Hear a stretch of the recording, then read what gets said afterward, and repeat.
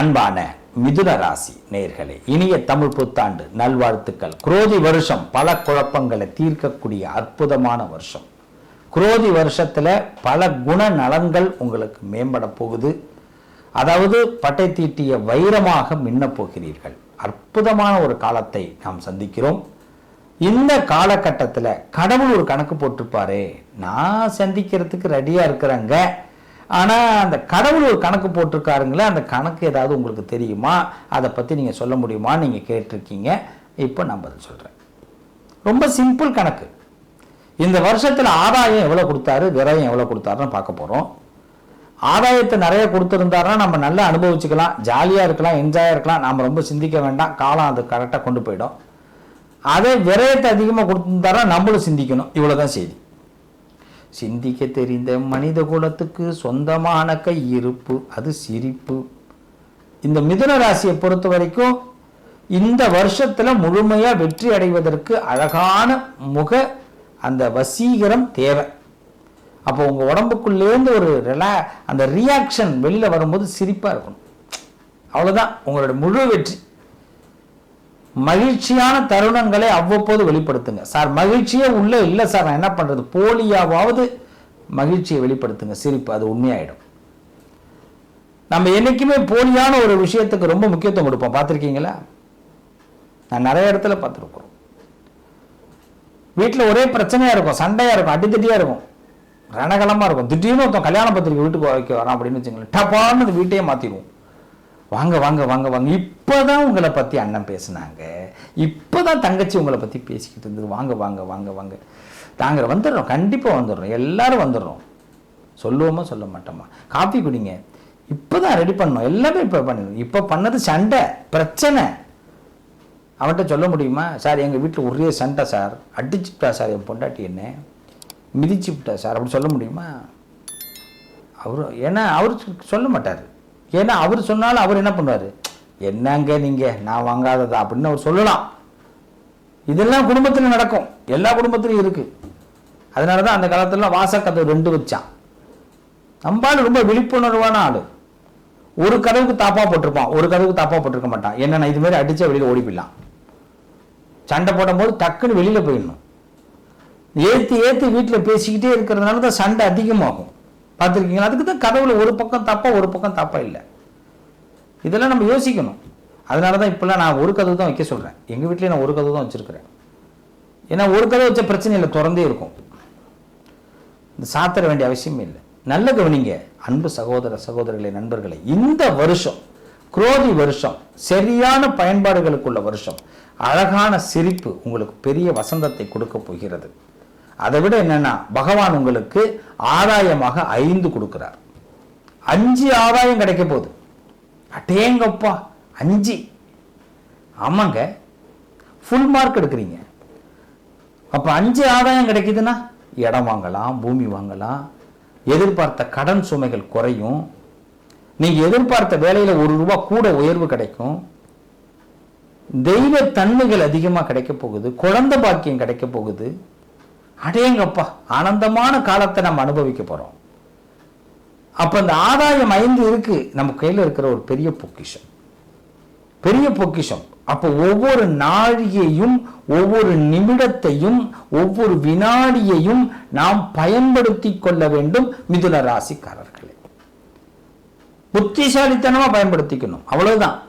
புத்திசாலித்தனம்னா என்னன்னு கேட்டா, முதல்ல கடவுள் எனக்கு ஒன்று கொடுக்குறாரு, இப்போ இந்த பொருளை கொடுக்குறாருன்னா அதை எடுத்து நான் பத்திரமா வச்சுக்கணும். அது இதை திறந்து பார்க்கணும், இது எனக்குள்ளதான் பார்க்கணும், அதை பார்த்துட்டு அது எனக்கு முதல்ல யூஸ் பண்ணி பார்க்கணும், அது அப்புறம் நல்லா இருக்குன்னா நம்மளே வச்சுக்கணும். இது இப்போ ஒருத்தவங்கள்ட்ட கொடுத்துட்டாங்க, இது என்ன என்னமோ தெரியலைங்க அப்படி, இந்த இது என்னன்னு பாருப்பா அப்படின்னு இன்னொருத்தவங்கள்ட்ட கொடுத்துடக்கூடாது. கொடுத்துட்டா அவன் திறந்து பார்த்துட்டு உங்களுக்கு இது கிடைக்காது சார், வேஸ்ட் சார்னுடுவான், அதை விட இப்போ எனக்கு என்ன அப்படின்னுடுவோம். இப்படிதான் பல பொருளை இழந்துட்டோம். அப்ப இந்த வருஷத்துல என்ன, விழிப்புணர்வோடு இருக்கணும், அவ்வளவுதான். கடவுள் என்ன கொடுக்கிறாரோ அது உங்களுக்கு தான், பிடிக்குதோ பிடிக்கலையோ அக்செப்ட். அதே இன்னொருத்தவங்கள்ட்ட அதை எடுத்துட்டு போய் எனக்கு இது ஒத்து வருமானு கேட்டக்கூடாது. ஏன் கடவுள் இன்னைக்கு கொடுத்துருக்காரு தெரியுமா? நாளைக்கு அடுத்த வருஷம் தேவைப்படுறது இந்த வருஷம் உங்களுக்கு கொடுத்து வைக்கிறார், சேவிங்ஸ் பண்ண வைக்கிறார். அப்ப இந்த மிதுன ராசி சேவிங்ஸ்குள்ள இந்த வாட்டி பயணத்தை மேற்கொள்ளணும். நகையெல்லாம் இப்போ அதிகமாக விலை ஏறிடுச்சு. ஏறும்போது பார்த்தீங்கன்னா நகை வந்து 2000 ரூபா ஏறுது, குறையும் போது 20 ரூபா குறையுது. ஏறினது 2000, குறைக்கும் போது அது மாதிரி ஒரு 2000 ரூபா குறைஞ்சதுன்னு சொன்னா தானே ஆதங்கம், ஒரு ஆனந்தமாக இருக்கும். குறைக்கும் போது 20 ரூபாய் குறைந்தது ஒரு சவரனுக்கு அப்படின்னா, அடப்பாவி, ஏறும் பொழுது 2000. இன்னைக்கு 60 தாண்டி போயிட்டு இருக்கிறோம். தமிழ் வருஷம் தான் 60ன்னு பார்த்தா பவுனுடைய விலையும் 60 தாண்டி போயிடுச்சு. இப்பெல்லாம் இனிமேல் வாங்குறது எப்படின்னு யோசிக்கிற மாதிரி இருக்கும் இல்லையா? அப்போ என்ன பண்ணுறோம்? சிறுக சிறுக சேவிங்ஸ். இப்போல்லாம் நிறைய ஏதோ சொல்கிறாங்க, எவ்வளோ சேமிப்பெல்லாம் இருக்குது. போஸ்ட் ஆஃபீஸ் இருக்குது. இன்றைக்கெல்லாம் போஸ்ட் ஆஃபீஸ்லாம் யாரும் பயன்படுத்துறதே இல்லை. தயவுசெய்து போஸ்ட் ஆஃபீஸ்லாம் பயன்படுத்துங்க. போஸ்ட் ஆஃபீஸில் நிறைய சேவிங்ஸ் ஸ்கீம்லாம் இருக்குது, பயன்படுத்தி பாருங்கள். சின்ன சிறு சேமிப்பு. போஸ்ட் ஆஃபீஸுங்கிறது சிறு சேமிப்பு. ஒரு காலத்தில் வந்து நம்மெல்லாம் வந்து என்ன பண்ணோம், 50 ரூபா கார்டு ஜிபி போடணும், கார்டு போடணுன்னா யோசிப்போம். இப்போல்லாம் daily 1 GB free, 2 GB free. Amount வந்து 3 மந்த்துக்கு வந்து 800 rupees. ஓகே. கேட்டால் ஜிபி கொடுக்குறாங்கப்பா. எப்படி? நமக்கு ஜிபி கொடுக்குறாங்க, அதனால 800 rupees சின்னதாக போயிடுச்சு. ஆனால் இதே மனசு ஒரு நாள் 50 ரூபா கார்டு போட மனசு போடும், யோசிச்சு. இப்போ புரியுதா? அப்போ உங்களுக்கு இந்த குரோதி வருஷத்தில் மிதுன ராசி ஆதாயத்தை கேப்சர் பண்ணுங்க, விழிப்புணர்வோடு இருங்க. பணம் நிறைய வழியில் செலவாக போகுது, அதை சேமிக்கிறதுக்கான முயற்சி இந்த வருஷம் நீங்கள் எடுத்தே தீரணும். இதுதான் முதல். சரி, விரயம் 5. அடப்பாவி, 5 ஆதாயத்தை கொடுத்தான், 5 விரயத்தை கொடுத்துட்டான். இதுக்கு தான் நான் முன்னாடி இப்போ 5 நிமிஷம் நீங்கள் கூட நினைக்கலாம் தேவையில்லாமல் இவர் ஏதோ பேசிக்கிட்டு இருக்காருன்னு. அப்படி இல்லைங்க.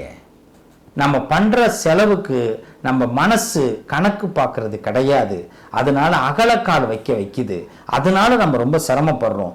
இந்த வருஷம் நீங்கள் கணக்கு பார்த்து தான் செலவு பண்ணணும். காரணம் 5 ஆதாயம், 5 விரயம். எதை கொடுக்குறானோ அதை இன்னொரு இடத்துல எடுக்கிறதுக்கு தயாராக இருக்க போகிறான். கொடுக்கறத எடுக்க தயாராக இருக்க போகிறான். கொடுத்துட்ட சந்தோஷம், எடுக்கிறதுக்கு நீ முடிவு பண்ணிட்ட, ஆனால் நான் முடிவு பண்ணுறேன், எனக்கு பிடிச்ச மாதிரி செலவு பண்ணிக்கிறேன். ஐயா, இதை தான் இந்த பதிவு பார்க்கணும் இல்லையா? இந்த சிவஸ்ரீ சேனல்ல இந்த பதிவு பார்த்தா உங்களுக்கு ஒரு ஆதாயம் இருக்கணும்.